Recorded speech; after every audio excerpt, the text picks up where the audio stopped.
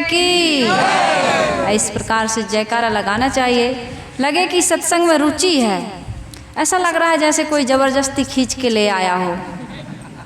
यदि कोई अभी विवाद हो जाए, लड़ाई झगड़ा हो जाए या कोई सरकार की योजना निकल आए तो यहाँ इतनी आवाज़ होगी, चुप कराना पड़ेगा, है ना।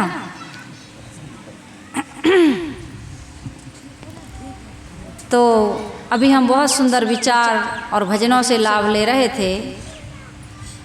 साधना साहब कह रही थी कि ईटिंग और मीटिंग एक साथ होना चाहिए। ईटिंग यानी भोजन और मीटिंग यानी कोई भी काम करना है तो घर परिवार के जितने भी सदस्य हैं, सबसे छोटे या बड़े जो भी हों, साथ में बैठ करके उसकी चर्चा करके किसी भी काम को अंजाम देना चाहिए। किसी ने बहुत सुंदर कहा है, पंच सरीखे कीजे काज, पंच सरीखे कीजे काज, हारे जीते नाही लाज। जब हम सबसे पूछ करके, सबसे सलाह ले करके, सबको बता करके कुछ काम करते हैं तो उसमें हार हो या जीत, फिर किसी प्रकार का वहाँ पर कोई झगड़ा या विवाद या तू मैं या शिकायत की संभावना नहीं रह जाती है। हम सभी लोग जानते हैं कि रामायण का जो पाठ करते हैं, पढ़ते हैं, सुनते हैं, उन लोगों ने बारीकी से चिंतन किया होगा। माता कैकेयी को बदनाम जरूर किया जाता है कि माता कैकेयी के कारण राम को वनवास हुआ, लेकिन सच्चाई यह नहीं है। किसी के मन में भी विकार कब आता है? बिना कारण के कोई कार्य नहीं होता है। स्त्रियों को बदनाम किया गया, माता बहनों को बदनाम किया गया। कैकेयी को बदनाम किया कि राम को वनवास दिलवाने में कैकेयी का बहुत बड़ा हाथ है। द्रौपदी को बदनाम किया गया कि महाभारत में जो महाभारत का युद्ध हुआ, कौरवों और पांडवों के बीच में जो युद्ध हुआ, इसका कारण किसको बनाया गया? द्रौपदी को। जबकि उनका वैर विरोध पहले से था कि नहीं था? एक साथ उनका कभी कोई विचार या कोई कार्य नहीं हुआ। जबकि उन्हीं के पिता की गद्दी पर, पांडवों के पिता की गद्दी पर कौरवों के पिता बैठे हुए थे, फिर भी से उस राज सिंहासन को हड़प करके 5 पांडवों के प्रति कितनी ईर्ष्या, कितनी घृणा, कितनी नफरत, कितनी कटुता और कितना षड्यंत्र, किस किस प्रकार से उनको मारने का प्रयास किया गया। उनको जुआ में हराया गया, फिर भी से वो जब नहीं हारे, राजसूय यज्ञ हुआ, दुर्योधन को बुलाए, बड़ी लंबी चौड़ी कहानी है। वहाँ पर द्रौपदी थी ही नहीं जो कहे कि अंधों के अंधे होते हैं, लेकिन ये बात गढ़ ली गई, क्योंकि जितने भी धर्म ग्रंथ लिखे गए या धर्म सभाएं या कथाएं होती हैं, अक्सर पुरुष लोग होते हैं। कई कहानियाँ मैं सुनती हूँ, इस प्रकार से गढ़ी जाती हैं, हमारे सिर पर मढ़ी जाती हैं और हम मानते हैं। स्त्रियों की बुराई बताई जाती है, कमियाँ बताई जाती हैं, उनमें दोष दुर्गुण गिनाए जाते हैं और स्त्रियां खुद इस प्रकार की मानसिकता की शिकार हो जाती हैं। वो मान लेती हैं कि हम में बहुत सारे दोष हैं। कुछ दोष हो सकते हैं, लेकिन यदि गणना की जाए, यदि हम विचार करें तो पुरुषों में अधिक दोष हैं। पुरुषों में बहुत सारे दोष हैं। ये मैं मंच पर बैठ करके ये कोई अपनी मनगढ़ंत बात नहीं कह रही हूँ। जितने सारे दुर्व्यसन और दुष्कर्म पुरुष लोग करते हैं, उतना स्त्रियां नहीं कर सकती हैं। कितने दुर्व्यसन हैं पुरुषों के, स्त्रियों को देख लीजिए आप। यहाँ तो सत्संग में बैठे हैं, इस कारण से यहाँ उतने दिखाई नहीं दे रहा है, लेकिन आप समाज में चलिए, ट्रेन में चलिए, बस में चलिए, कहीं भी जाइए, आप इतना स्त्रियों को गुटखा, पाउच, बीड़ी, सिगरेट, शराब, मांसाहार, व्यभिचार, किसी भी प्रकार का दुर्गुण या दुर्व्यसन या दुराचरण करते हुए नहीं देखेंगे जितना पुरुषों को। फिर भी स्त्रियों को बदनाम किया गया। तो मैं कह रही थी, साधना साहब के विचार अभी मैं सुन रही थी, थोड़ा सा उन्होंने कहा कि ईटिंग और मीटिंग एक साथ होना चाहिए। राजा दशरथ जी के मन में क्या था? पाप। माता कैकेयी को विवाह करके लाए थे, 3 पत्नियां थी उनकी, लेकिन जब विवाह हुआ माता कैकेयी से तो उनके पिता ने कहा था, वचन लिया था दशरथ जी से कि मेरी बेटी के गर्भ से जो भी संतान होगी वो अयोध्या की सिंहासन पर राज करेगी। अब इसी डर के कारण, यही पाप था उनके मन में। पाप क्या है? लोभ, लालच, मोह। जब आदमी के मन में आ जाता है तो पाप करता है, अपराध करता है, अनैतिक और अत्याचार पूर्वक अपनी इच्छा को, अपनी कामना को अहंकार पूर्वक जिस किसी प्रकार वो पूरी करने की कोशिश करता है, प्रयास करता है, और वहीं पर सब कुछ गड़बड़ा जाता है। इसलिए घर हो, परिवार हो, समाज हो, जहाँ भी स्वार्थ और अहंकार आता है वहाँ की व्यवस्था चरमरा जाती है।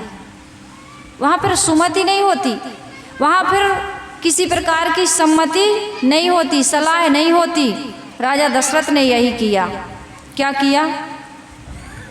जब भरत जी ननिहाल में थे और इतनी बड़ी अयोध्या की बहुत बड़ा डिसीजन लिया जा रहा है कि राजा राम को सिंहासन पर बिठाया जाएगा, उनको अयोध्या का राजा बनाया जाएगा, और न माता कैकेयी को पता है, न राम के प्रिय भाई भरत को पता है, शत्रुघ्न को किसी को पता नहीं है।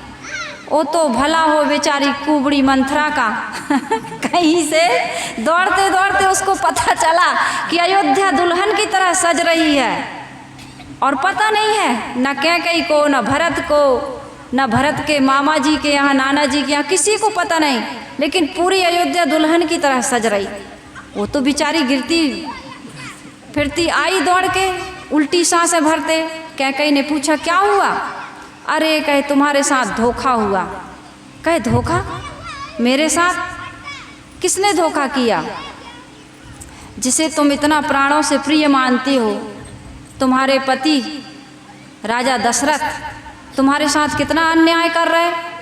हमने तो कभी विवाह सुना नहीं, लोग हमारे संत जन भी, एक बार मैं छत्तीसगढ़ में थी तो हमारे संत भी शादी करवाते हैं।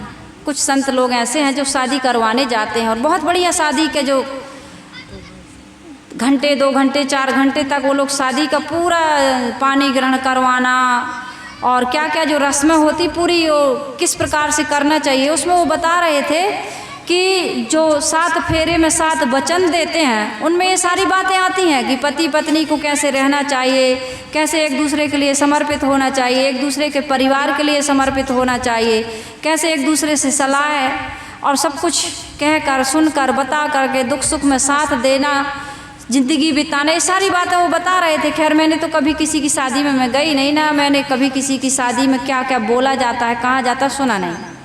लेकिन मुझे इतना पता है कि जब पति पत्नी विवाह करते हैं, सबके बीच में जब 7 फेरे लेते हैं, तो वहाँ ये बताया जाता है कि जो कुछ भी करना एक दूसरे को पूछ करके, बता करके, कोई गलत रास्ते पर जाए तो एक दूसरे की ये जिम्मेदारी है। यदि पति गलत रास्ते पर जाता है तो पत्नी की ये जवाबदारी होती है कि पति को रोके, तब तो उसको धर्म पत्नी कहा जाता है। और पति का ये कर्तव्य बनता है कि यदि पत्नी कुछ गलत डिसीजन ले, गलत कुछ उसके कदम उठाएं, तो पति को भी उसको संभालना चाहिए। लेकिन यहाँ राजा दशरथ इन सारे वचनों को भूल जाते हैं। उनके ससुर जी को जो वचन दिया था कैकेयी के पिता को, वो भी वचन भूल जाते हैं। उनके मन में राम के प्रति कितना मोह, मोह सकल व्याधिन कर मूला, तहि ते पुनि उपजत बहु सूला। मोह किए से मार्ग छूटे अवगुण उपजे तन को। सदगुरु विशाल साहिब जी कहते हैं, तज दियो मोह सुबस करो मन को।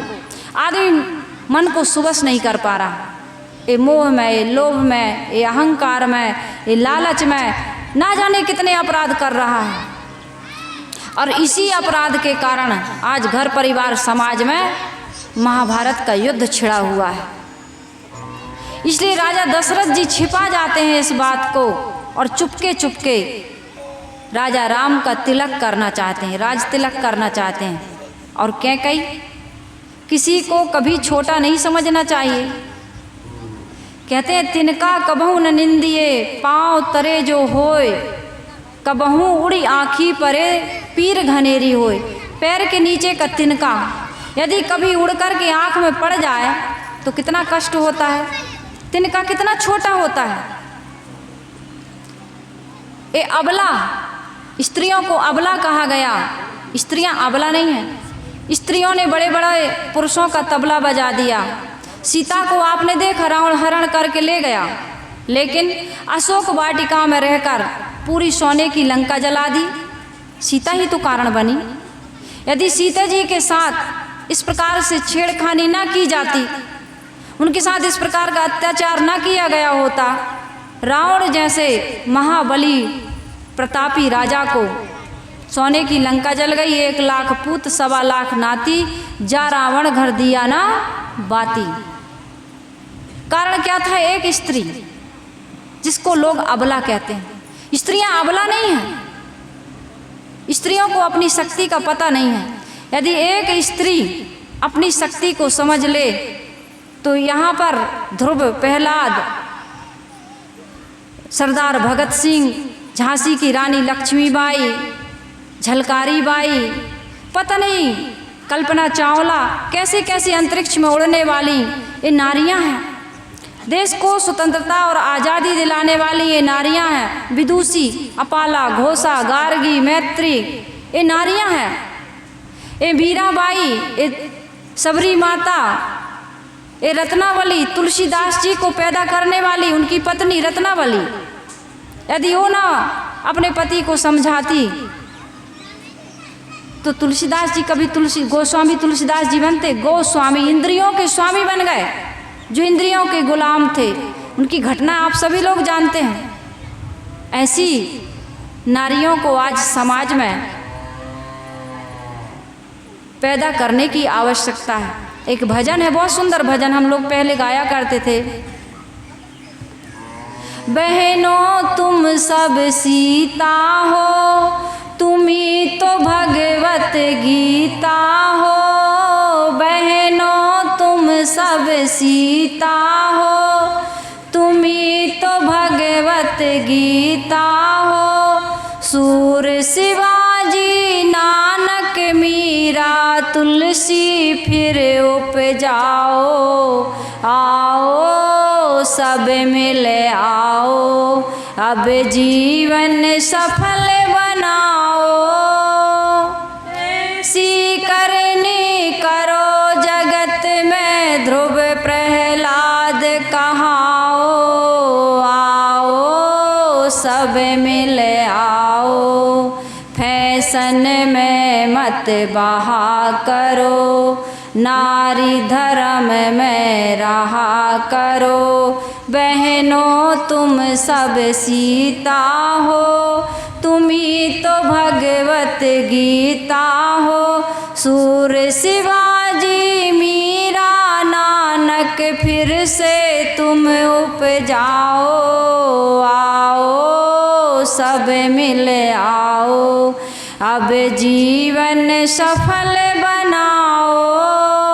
ऐसी करनी करो जगत में, ध्रुव प्रहलाद कहाओ। आओ सब मिल आओ। तो जब पता चला माता कैकेयी को, मैं कह रही थी कि अबला अबला नहीं है। यत्र नार्यस्य पूजन्ते रमन्ते तत्र देवता। नारियों की पूजा के लिए जो कहा गया है, अगरबत्ती घुमाना या आरती उतारने के लिए नहीं कहा गया कि घर में बैठा करके आप माँ की, बहन की, पत्नी की पूजा करने लगे। पूजा का अर्थ होता है सम्मान करना। आज समाज ने, संविधान ने बराबरी का जो दर्जा दिया है,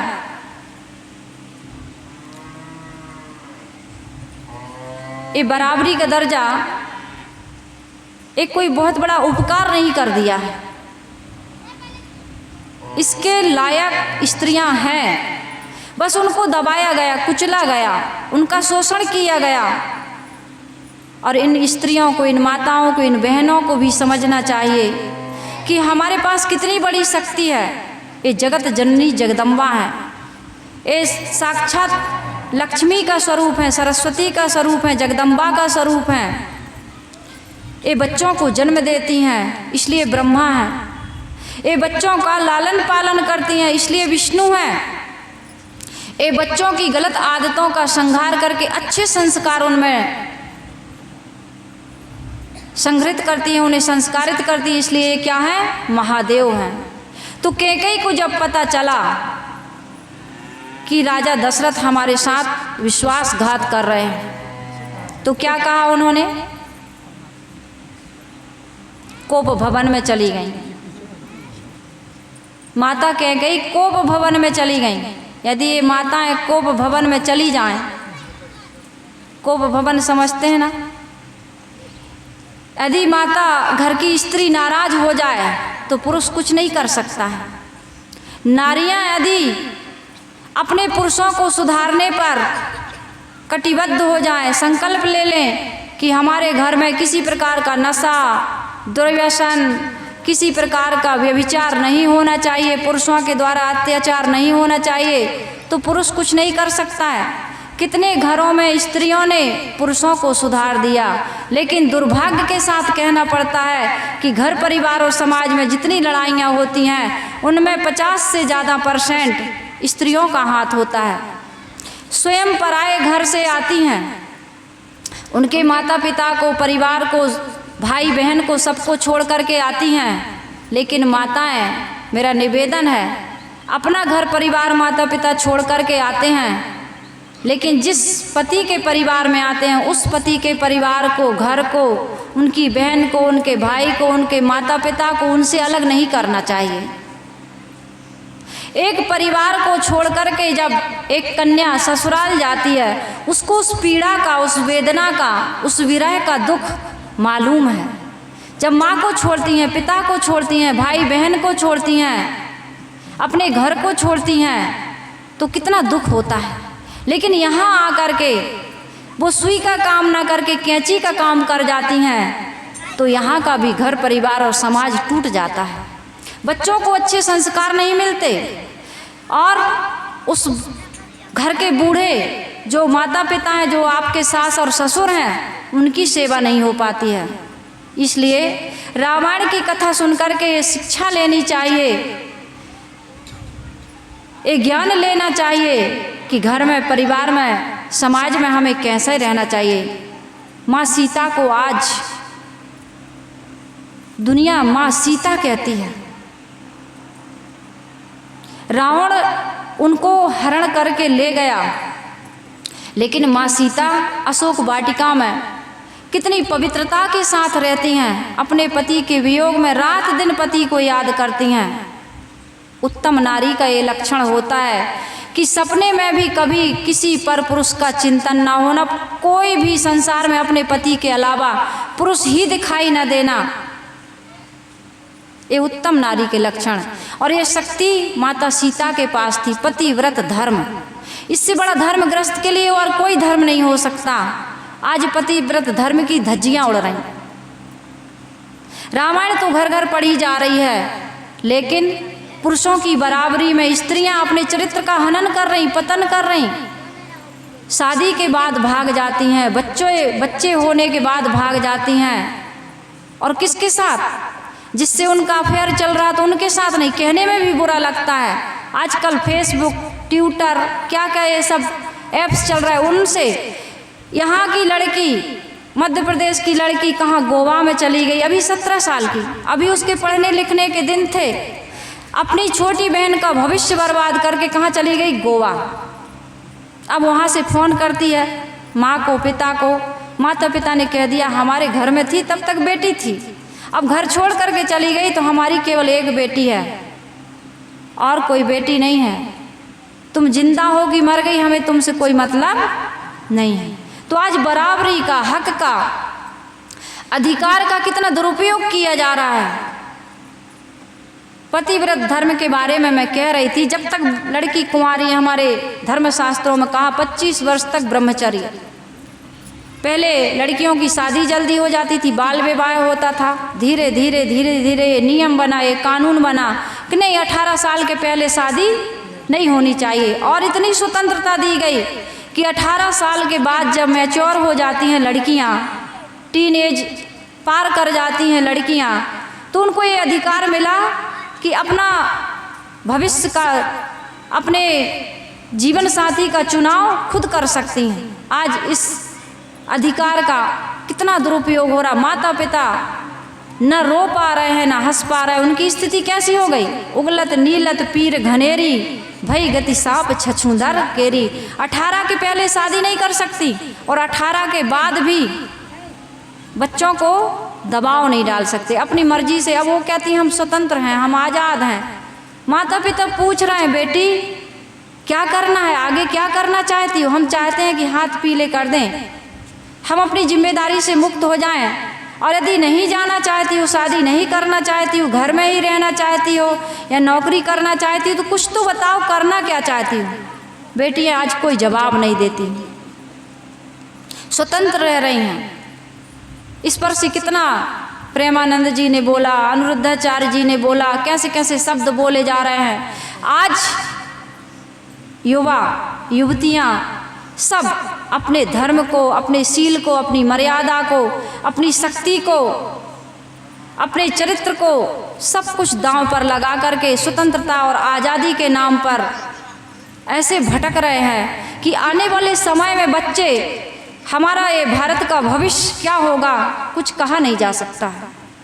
तो मैं वो कैकेयी, माता कैकेयी की बात बता रही थी।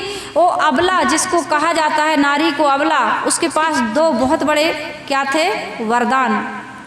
और उन्होंने कोप भवन में जाकर के वो वरदान मांगा कि 14 तापस वेश विदेश विशेष उदासी और 14 वर्ष राम वनवासी। पहला तो उन्होंने कहा कि भरत को राज्य होगा और राम को 14 वर्षों का वनवास होगा। ये क्यों हुआ? ये स्वार्थ के कारण।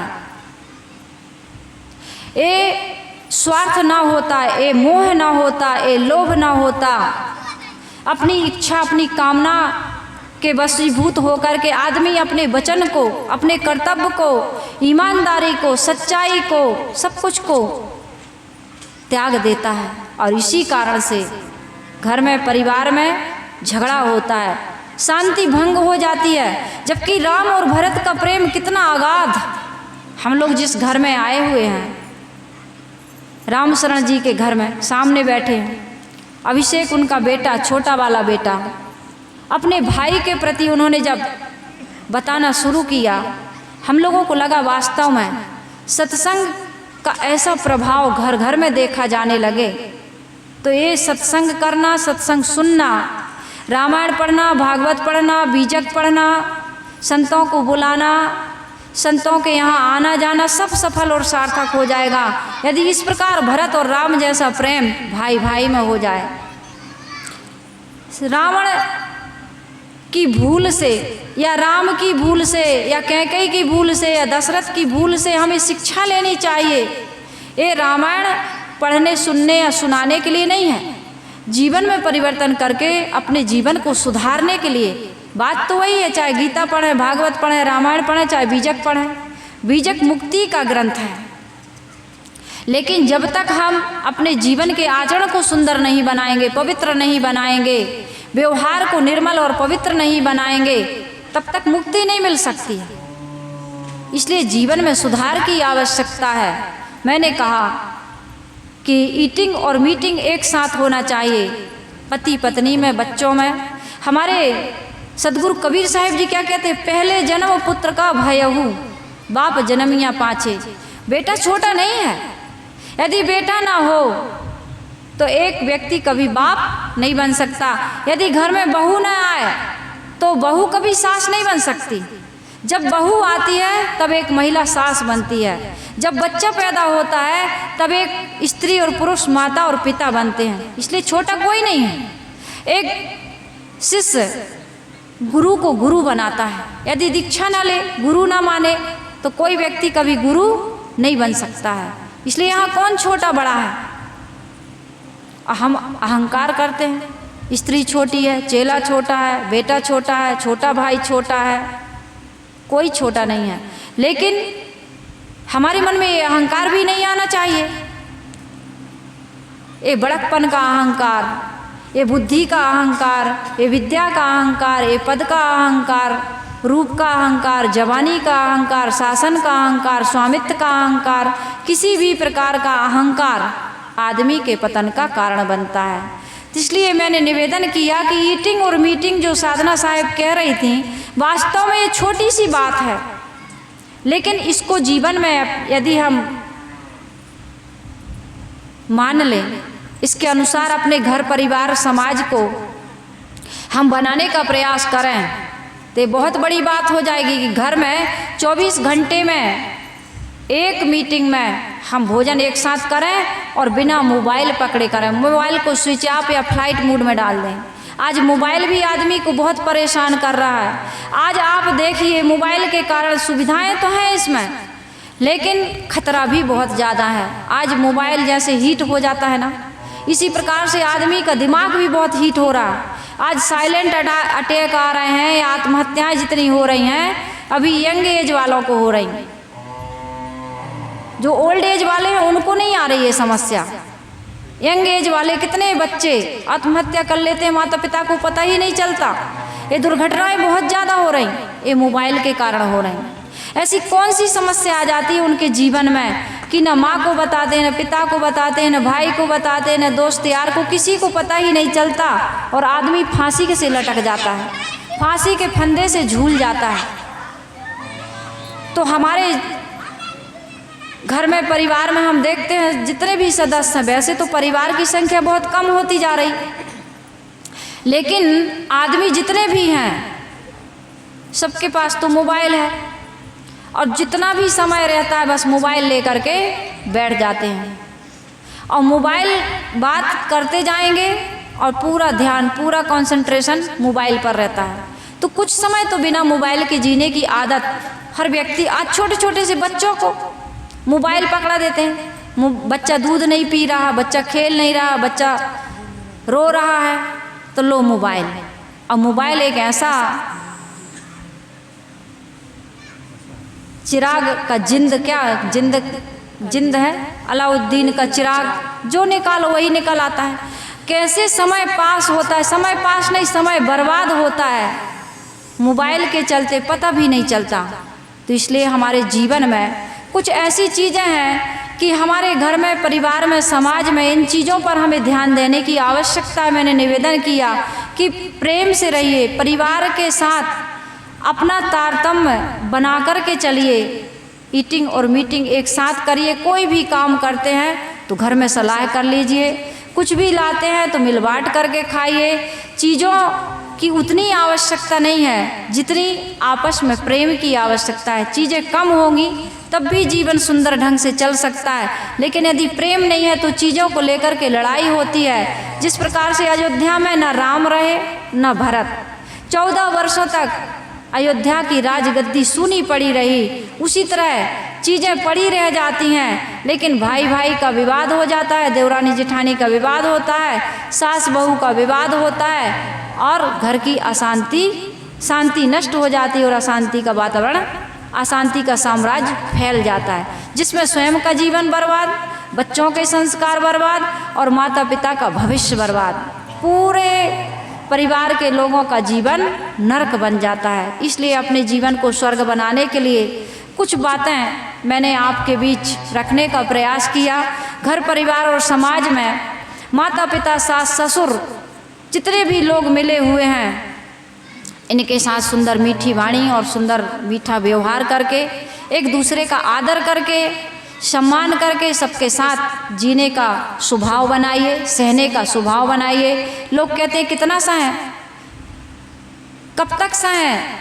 ऐसा स्वभाव बना लीजिए, ऐसी आदत बना लीजिए, जहाँ जाएंगे, जिसके साथ रहेंगे, सबके साथ सहना पड़ेगा, सबका सुनना पड़ेगा। जो व्यक्ति सहता है और सुनता है वह व्यक्ति सुखी रहता है। हमारे घर के बड़े बूढ़े बुजुर्गों से शिक्षा लीजिए।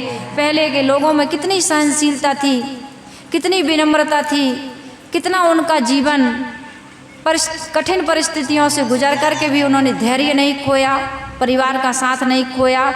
और आज के बच्चे थोड़े में ही कह देते हैं सिर में दर्द है, टेंशन है, तनाव है, कई प्रकार के बीमारियां भी आजकल ध्यान के अभाव में हो रही हैं। तो थोड़ा सा अपना कंसंट्रेशन, थोड़ा सा ध्यान, थोड़ी सी एकाग्रता बना करके चलिए।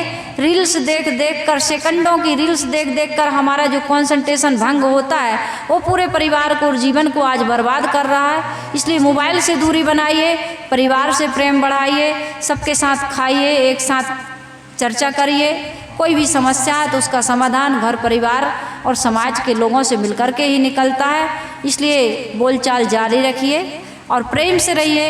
एक बार आप सभी लोग जोर से जयकारा लगा दें। बोलिए सद्गुरु कबीर साहेब की जय, संत समाज की, भक्त समाज की, भक्ति भाई माता बहनों की जय, नन्हे मुन्ने बच्चों की जय। साहेब बंदगी साहेब।